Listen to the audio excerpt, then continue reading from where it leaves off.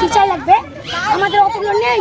পরীক্ষাটা কি করে দিতে? আবার একটা কথা বলছি, আমরা আমাদের শিক্ষকদের যে চাকরিটা গেছে ওই বিষয়ের জন্য আমরা এখানে আন্দোলনে নেমেছি। তোমরা কি বার্তা দিতে চাইছো?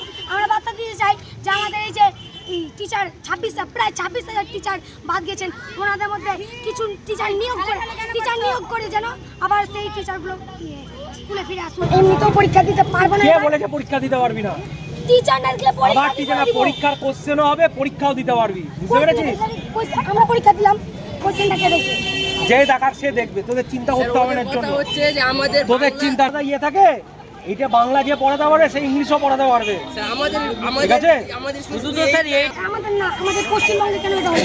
আরো তো রাজ্য আছে। পশ্চিমবঙ্গে কেন হলো সেটা তুইও জানিস। তুই যখন এইটা এত তখন জানিস হ্যাঁ। পরীক্ষা তেমন ভাবে হয়নি বলে তার জন্য হয়েছে তো সেটা। দেখ এই সরকারকে দেওয়ার কথা ছিল তখন, এখন না।